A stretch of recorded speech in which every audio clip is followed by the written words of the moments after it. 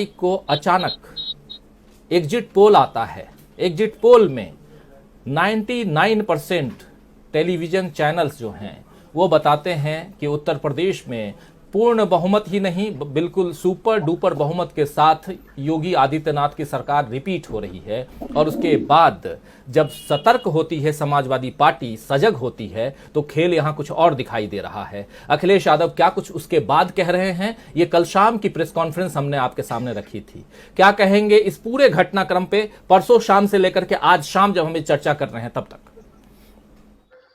राजीव जी, सबसे पहले तो ईवीएम और चुनाव आयोग के कामकाज पर, उसके तौर तरीकों पर मुझे जगाना चंगेजी का एक शेर याद आता है।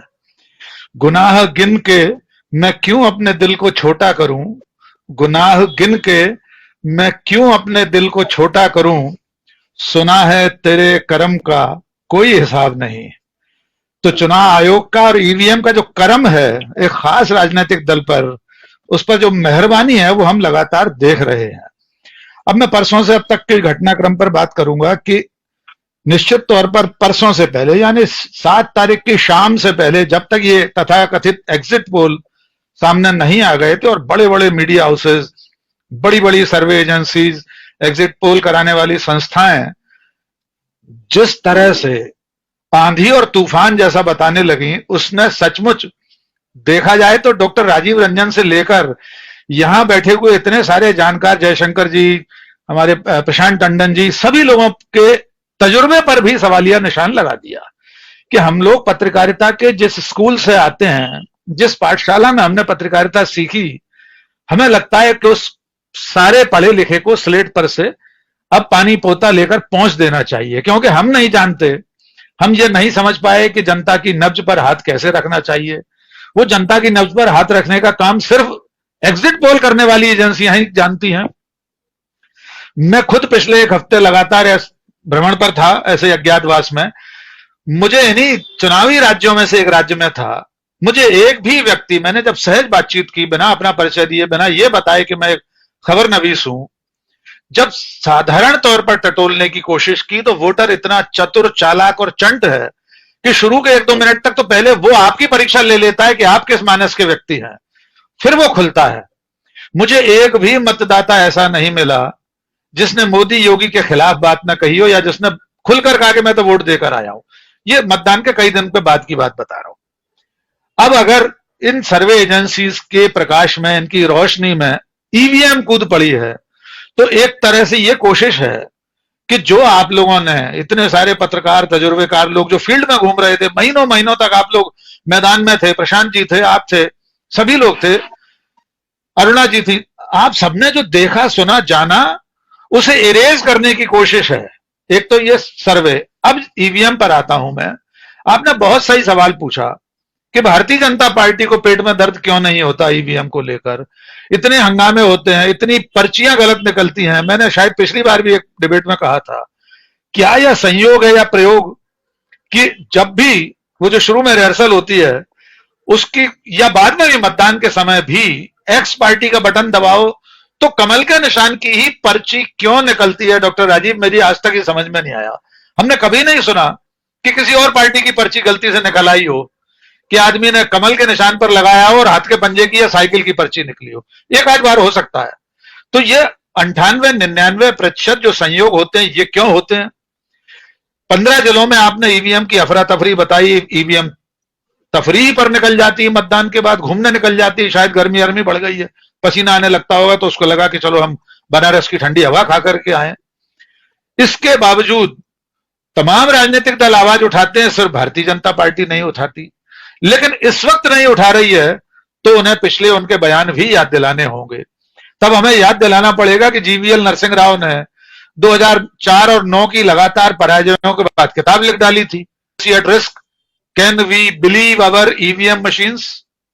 लालकृष्ण आडवाणी ने उसकी भूमिका लिखी थी। चंद्रबाबू नायडू का संदेश था उस किताब में। जगह जगह जाकर देश भर में किरीट सोमैया, जीवीएल नरसिंह राव बताते थे कि ईवीएम हैक हो सकती है। लेकिन 2014 में सत्ता में आने के बाद ईवीएम ब्रह्मा जी की रची हुई समस्त सृष्टि में एकमात्र ऐसी पवित्र चीज बन गई है जिसे न हैक किया जा सकता है, न जिसे कोई और तरीके से प्रभावित किया जा सकता है। मनुष्य ने रोबोट बना लिए, क्लोन बना लिए, सब कुछ कर लिया, लेकिन ईवीएम इतनी पवित्र है कि स्वयं ब्रह्मा जी भी आए तो उसमें छेड़छाड़ नहीं कर सकते।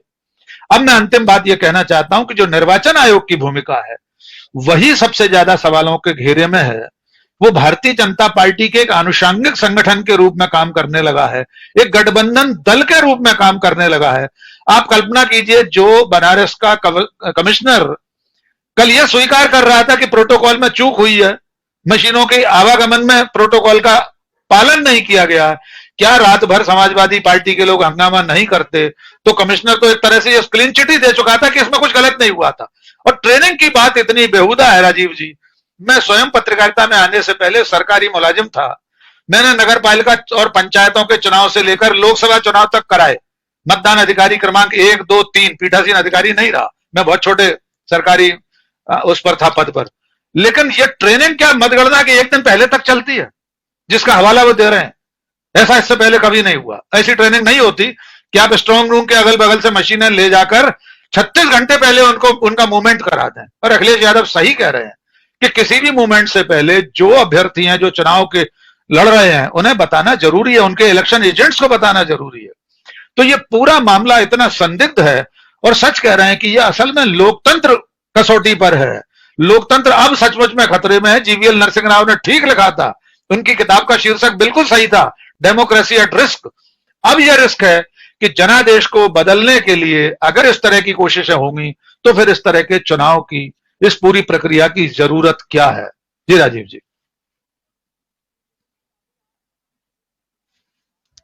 जरा सुन लेते हैं कि क्या कुछ कह रहे हैं, जिसका जिक्र आप कर रहे थे बनारस के कमिश्नर साहब का। जरा सुन लेते हैं। हालांकि अब वो हटा दिए गए हैं इस प्रक्रिया से, लेकिन सुनते हैं क्या कुछ कह रहे हैं। मैच करते हुए जरा निकल, अगर वो ईवीएम का नंबर मैच करता है तो फिर हम लोग दोषी हैं। जो पोलिंग में यूज हुआ और वही ईवीएम वो निकल रही है। हम लोग की मांग है कि प्रेक्षक को तुरंत बुलाया जाए और जांच करें। प्रेक्षक तो सर यही है, प्रेक्षक तो सर यही है, आपके सामने प्रेक्षक है, पीछे सारे प्रेक्षक बैठे हैं। सही प्रोसेस में सारे प्रेक्षक। अच्छा नियम क्या सर? मैंने जो प्रोटोकॉल हुआ, जो ईवीएम का मूवमेंट का, उसमें त्रुटि हुई, ये बात है, वो त्रुटि हुई, इसका हम रिपोर्ट भिजवा रहे हैं। लेकिन ये करना, मैं एकदम दावे के साथ बोल रहा हूँ कि सब पोलिंग ये इम्पॉसिबल है। 3 लेयर सिक्योरिटी होती है, 3 लेयर सिक्योरिटी, एक लेयर भी नहीं, केवल एक एंट्री गेट होता है, वहाँ पर सीसीटीवी कैमरा लगा हुआ है, सीपीएमएफ लगे हुए हैं, हमारे पोलिंग पर्सनल लगे हुए हैं, पॉलिटिकल पार्टीज के रिप्रेजेंटेटिव भी चाहे तो बैठ सकते हैं, सब उनको लिखित में दिया गया कि वो चाहे तो बैठ सकते हैं। हालांकि शोरगुल बहुत ज्यादा है, लेकिन उसमें भी आवाज समझ में आ रही है। कह रहे हैं कि हालांकि ईवीएम के मूवमेंट में जो मूवमेंट हुआ है उसमें त्रुटि हुई है, ये कमिश्नर साहब कह रहे हैं। और इसी पर हम बात कर भी रहे थे, राकेश पाठक जी यहां अपनी बात रख भी रहे थे। ऐसे बहुत सारे